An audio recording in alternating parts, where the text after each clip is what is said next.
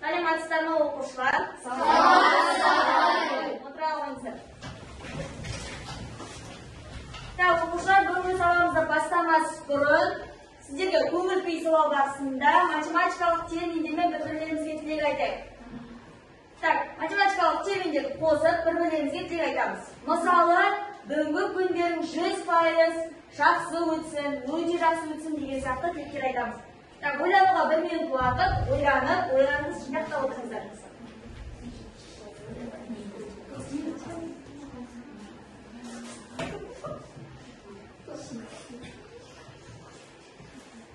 Дайын оқушылар, айтып береміз.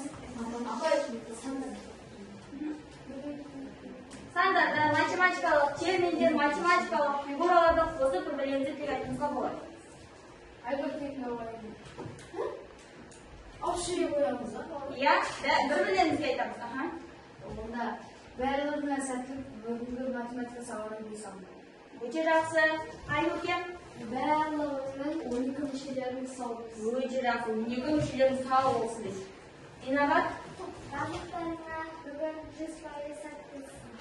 O'ta yaxshi. 100% sat bo'lsin deydilar. Siz ham aytamiz.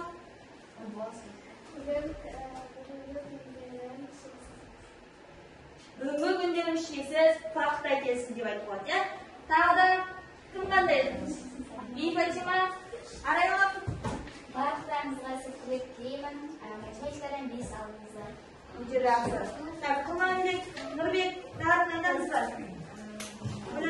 Айтамыз. Өте жақсы.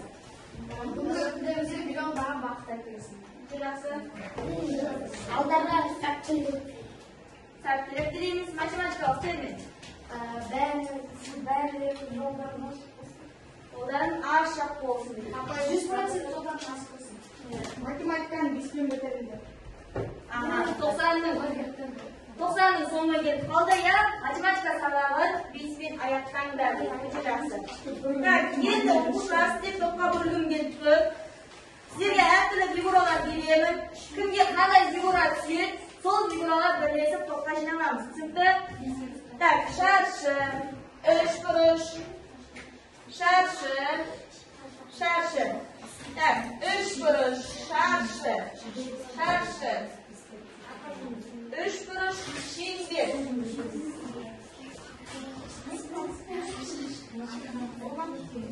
Шеңбер. Шеңбер.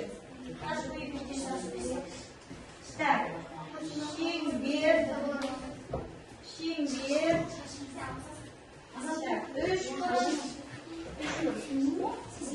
Білесіз отыра қойып. Бүгінгі жазамыз. Центрлік және осьтік симметрия тақырыбымыз. Бүгінгі мақсатымыз. Центрлік және осьтік симметрия ұғымдарын меңгеру және центрлік осьтік симметрия ұғымдарын ажырату. Осы мақсат бойынша жұмыс жасаймыз. Жалпы, бұл тақырыпты бастамас бұрын симметрия деген ұғымның өзімен танысып алайық. Симметрия деген сөздің өзі грек сөзінен алынған өлшемдес деген мағынаны білдіреді. Яғни өлшемдес фигуралар. Енді сіздерге екі түрлі сурет қойылған. Жалпы біздің қоршаған орталарымыз фигуралардан тұрады. Енді сіздерге қоршаған ортадан екі мысал, бөлмен, көбелек. Бүгінгі тақырыбымыз центрлік және осьтік симметрия тақырыбы. Жалпы центр дегеніміз не? Қалай түсінесіздер центр деген сөзді? Центр мысалға дөңгелектер дәл ортадағы нүкте. Шаршының дәл ортасынан Нүкте, ортадағы нүкте деп түсінеміз, я?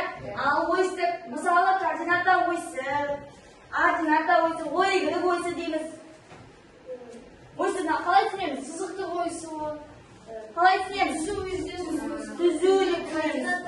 Координаталық түзу деп түсінеміз. Енді осы центрлік пен осьтік симметрия ұғымдарын біріктірейік. Симметрияның өзі өлшемдес фигура деген ұғымды білдірді. Центрдің өзі ортадағы нүкте. Енді бірінші фигурамыз бізде бөлді алдық.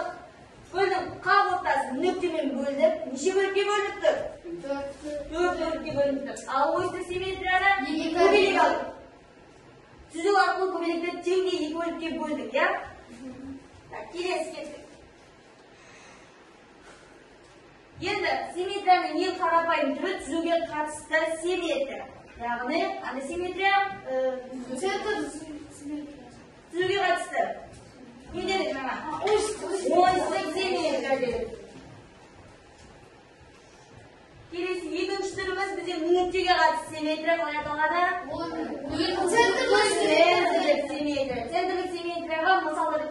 Түзуді алдық. Түзудің қақ ортасы қай нүктемен бөлініп тұр екен? Так, енді сіздерге фигуралармен танысу барысында осьті симметрия мен центрлік симметрияға жататын фигуралар және олар екеуіне де жататын центрікке де оське жататын фигуралар. Так, бірінші бағанадағы инабатты құрылым. Қандай фигуралар жатады? Шаршы.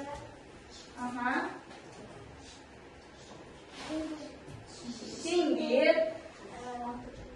Алты бұрыш. Жұлдыз. Жұлдызшан. Ша. Ром. Түзу. Өте жақсы отырағы. Так, келесісі бізде оқиды Бил Фатима. Осьті симметрия қандай фигуралар жатады? Шаршы. Ром. Трапеция. Трапеция. Бес бұрыш. Үш бұрыш. Бұрыш. Міне бұрыштың өзі, иә? Так, өте жақсы отырағы. Так, енді екеуіне де жататын фигуралар. Осьтке де центрікке де жататын фигуралар. Оқиды бізде Ахмет. Қандай фигуралар жатады?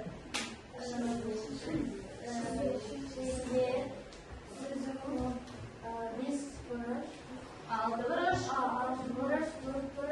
Төрт бұрыштың қандай түрі? Шаршы және ром. Екі түрі келген екен, иә? Өте жақсы отырамыз. Түзу.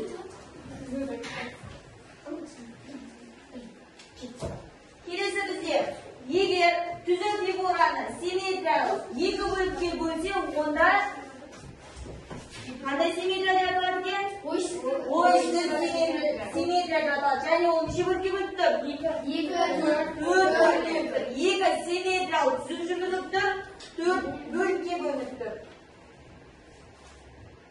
Бірінші фигура қандай фигура? Бірінші фигура тік-төрт бұрыш, екінші шаршы. Тік-төрт бұрыш неше бөлікке бөлінген? Төрт бөлікке. Неше симметрия жүргізілген? Екі симметриялық түзу жүргізілген. Так, шаршы неше бөлікке бөлініп тұр? Сегіз бөлікке бөлініп тұр. Неше симметрия? Төрт симметрия осьті жүргізіліп тұр екен. Так, қандай фигура беріліп тұр? Шеңбер. Шеңбер неше бөлікке бөлінеді екен? Сегіз бөлікке. Дәл осы жағдайда сегіз бөлікке бөлініп тұр. Бірақ біз оны шексіз көп бөле алады екенбіз, иә? Қанша бөлікке бөлсек те ол теңдей бөлінеді. Және оны шексіз көп симметрия осьі бар екен. Сізге деңгейлік тапсырма, фигуралар берілген. Қай фигура симметриялық? Айтамыз. Сезім? Бірінші фигура жатар ма? Симметриялық фигура ма? Жатар. Келесі. Мадина. Жатпайды. Не себепті?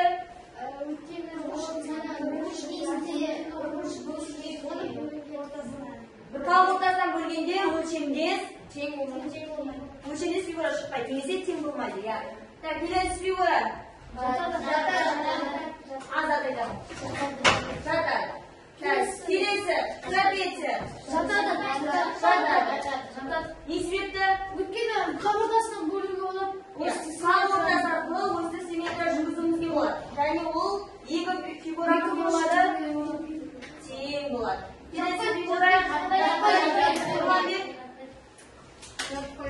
жатпайды. Не себепті? Екі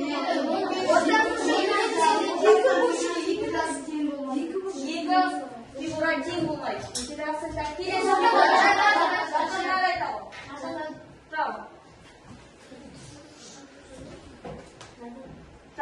жатады.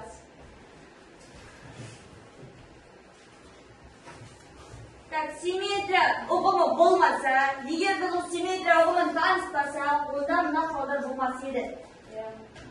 Бірінші не болып тұрмыз? Қайша? Өзара симметриялық фигура, иә? Екінші, ербалдарға қысқаш, иә? Ербалдарды құралы. Осы құралдар екен? Симметриялық, иә?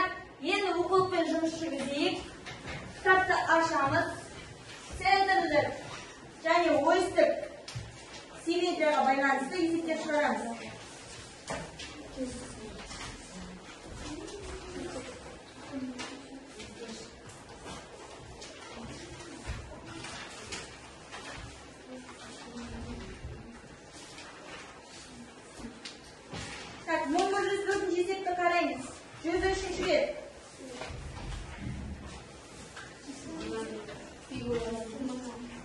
Arayalım okudu. Bezgi.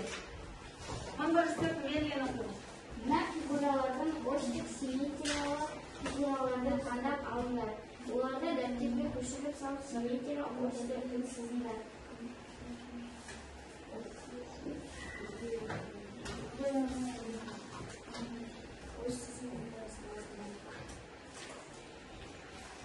Başlayınız. Sınıfa. 1104'te simmetriyasi bar figuralarni terib olamiz және simmetriya жүрgіземіз. Qanday simmetriya жүргізdik? O'yinsiz simmetriya жүрgізdik. O'yinsiz simmetriya жүргізemiz.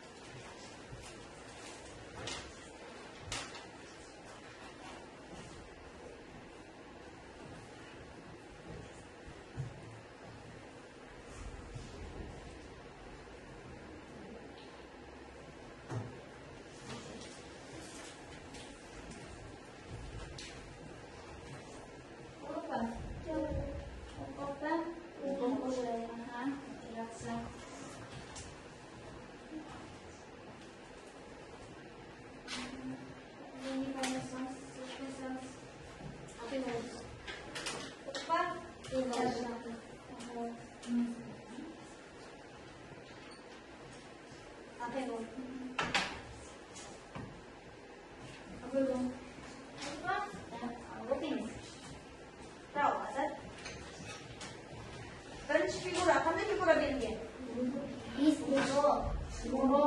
Rom berilgan, ya. Rom shatami? Shatar. Kelesi bazavish. Kelesi bizga 4 burchdan bir turi, ya. O'yinsiz simmetriya shatar qav o'rtasidan bo'lgan.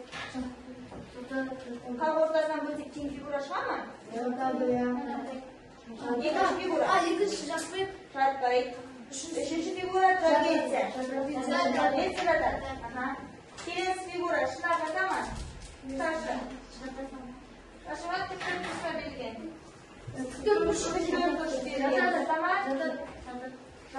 Kelesi. Nima? Adami? Dört burchli bir turi, ya. Qanday simmetriya olsin? Centro simmetriyasini shatar. O'yinsiz simmetriya qadar. Qavrda tuzuv orqali bo'lmaydi. Ya, tuzuv orqali bo'lganda teng o'lchamda figura chiqadi. Tak, kelesi figura. Mirandek. 4 burchdan bir turi, ya. Trapezya. 4 burchli trapezya adami? O'lchamda figura ma'lum? Payda. Ana figura bo'ldimi? Sharchi және 6 burchli bir turi, ya. Sharchi. Nima kelesi figura? 6 burch.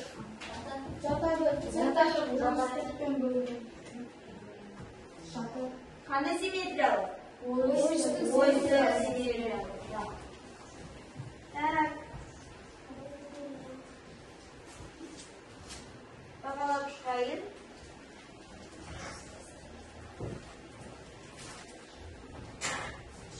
Nasıl? Uçacağız. Hadi tamam kız ya.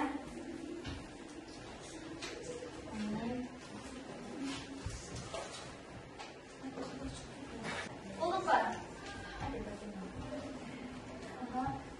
Tak. Sizin bunun var.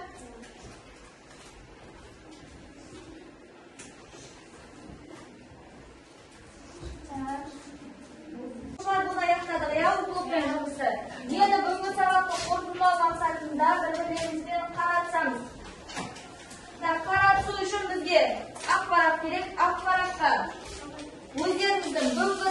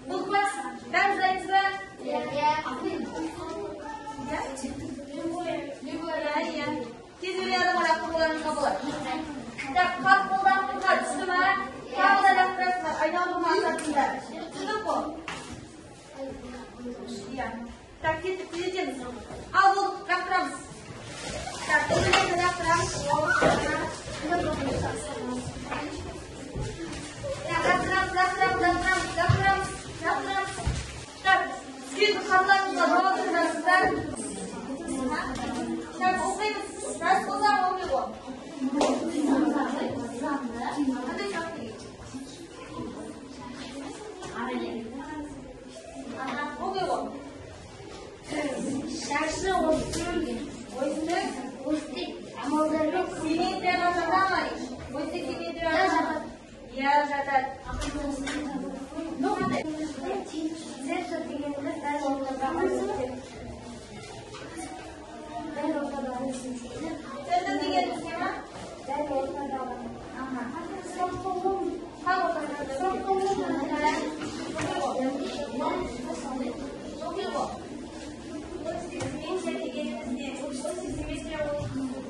Suya karşısında simetri. Tak, hammamiz ayab qoldi.